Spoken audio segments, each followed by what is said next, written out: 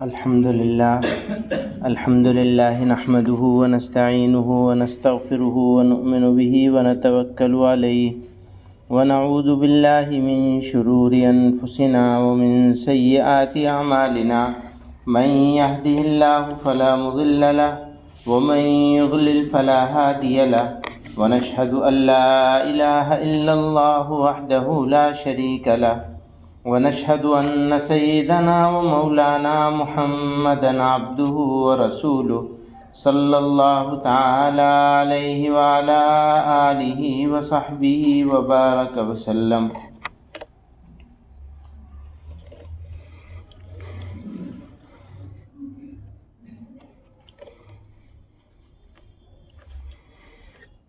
مجھے کچھ عرض نہیں کرنا ہے، لیکن حکم کی تعمیل میں حاضر ہو گیا.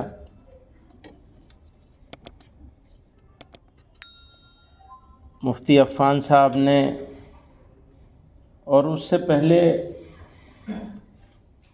صبح سے یہ پروگرام چل رہا ہے تو اس کی ضرورت، اہمیت اور افادیت اس پر روشنی ڈالی جا چکی ہوگی، اور مزید بھی ابھی کام ہونا ہے. تو کام کے بیچ میں جو منظم انداز میں تیاری کر کے کام کیا جا رہا ہے، کام کی ترتیب آپ حضرات کے سامنے پیش کی جا رہی ہے. یہاں پر مولانا معصوم ثاقب صاحب موجود ہیں، مفتی اشفاق صاحب موجود ہیں، حضرت مولانا مفتی سلمان صاحب موجود ہیں، اور ان کا کام ابھی چل رہا ہے. بیچ میں یہ سب دوسری چیزیں ہو رہی ہیں. میری سمجھ میں ایک بات یہ آتی ہے کہ میں یہ عرض کروں، اور یقیناً یہ شاید آپ کے سامنے ہوگی بھی، جب ہی اتنے اہم ذمہ داران دہلی کے موجود ہیں یہاں پر، تو اس کام کی ضرورت سے تو سب کو واقفیت ہے. ہمارے ہاں دو باتیں ہو رہی ہیں. ایک وہ لوگ ہیں جو دیندار ہیں یا دینی فکر رکھتے ہیں. سماج کا، مسلم سماج کا ایک حصہ وہ ہے جو دیندار ہے یا دینی فکر رکھتا ہے، کم سے کم عملی طور پہ چاہے دیندار نہ ہو لیکن دینی فکر رکھتا ہے، ہم آہنگ ہے ہم لوگوں کے خیالات سے. دوسرا طبقہ وہ ہے جو ہمارا مخالف ہے، یعنی ہمارے سے مراد ہمارا نہیں، ہمارے سے مراد یہ ہے کہ علماء کرام کی طرف سے جو تشریحات یا جو بھی اقدامات کیے جاتے ہیں یا کہی جاتی ہیں باتیں، وہ ان کی سمجھ میں نہیں آتی. وہ ایسا سمجھتے ہیں کہ یہ نامناسب کر رہے ہیں بات، یہ ٹھیک نہیں کر رہے ہیں، بلکہ ایسا ہو جاتا تو یہ زیادہ بہتر رہتا. اور تیسرے وہ ہیں جو کچھ جانتے ہی نہیں ہیں، جاہل ہیں، یہ ناواقف ہیں. اور ایسے لوگ بھی ہیں جو واقف بھی ہیں، سب ہے، لیکن وہ سننے کو تیار نہیں ہیں، آزاد ہیں. اور جب آزاد ہیں تو تبصرے تو کرتے ہیں لیکن عمل کے بات ماننے کے لیے تیار نہیں ہیں. ایسے میں ہم لوگوں کے کام اور ذمہ داریاں بہت بڑھ جاتی ہیں. اچھا، حالات روز بروز خراب سے خراب تر ہو رہے ہیں.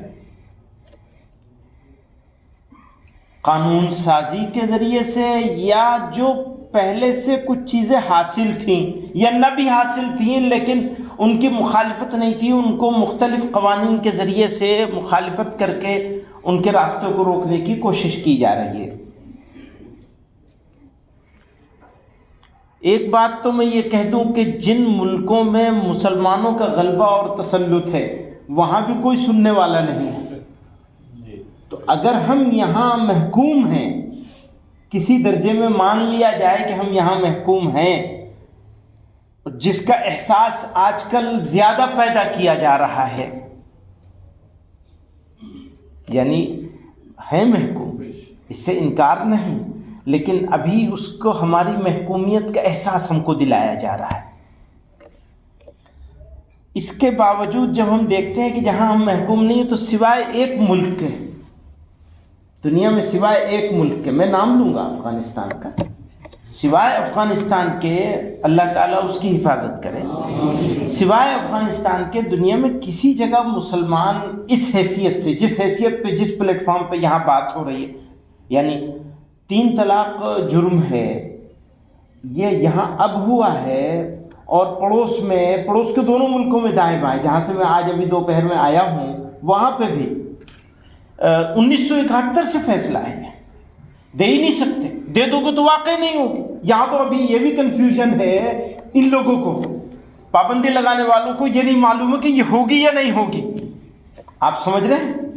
اگر نہیں ہوگی تو سزا نہیں ہے، اور ہو گئی ہے تو ہو گئی ہے، پھر اب سزا دیتے رہو، ہونے کو تو ہو گئی، تو ہمارا جو نقصان وہ کرنا چاہے وہ آدھا ہی ہوا ہے، پورا نہیں ہوا ہے۔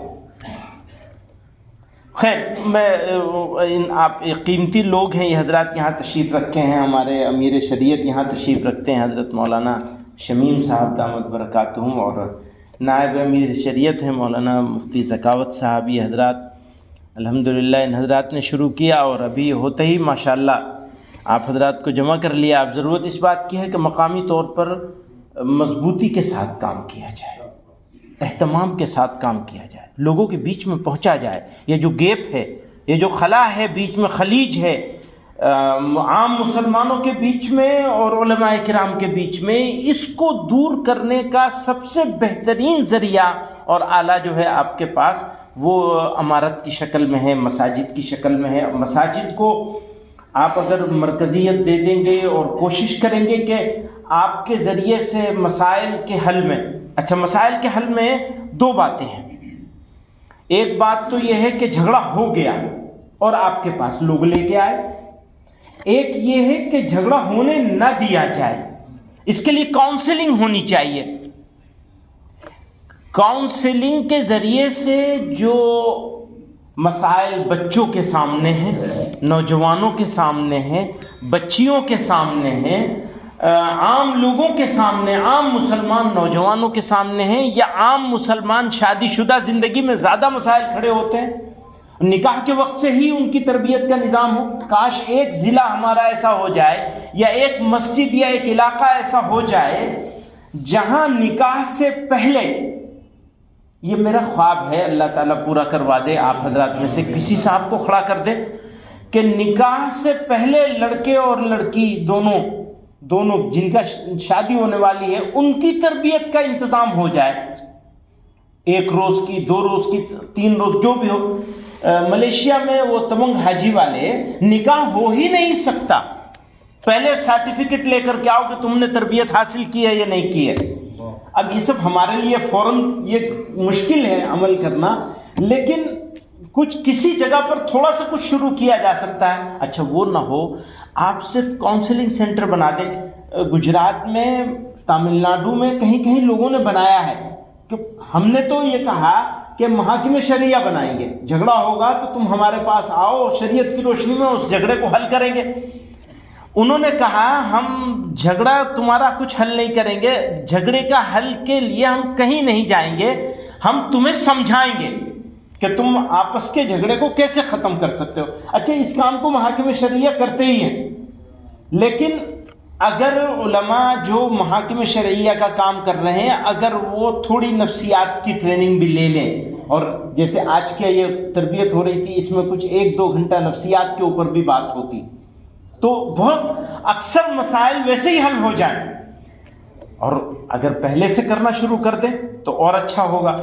تو یہ بات میری سمجھ میں آئی تھی، میں نے حضرت قبلہ نائب امیر الہند دامت برکاتہم کے خدمت میں پیش کیا تھا ابھی مغرب سے پہلے، تو انہوں نے کہا بس تم یہی کہہ دینا، تو وہ میں نے ان کے حکم کی تعمیل میں آپ حضرات کے سامنے پیش کر دیا۔ وآخر دعوانا الحمدللہ۔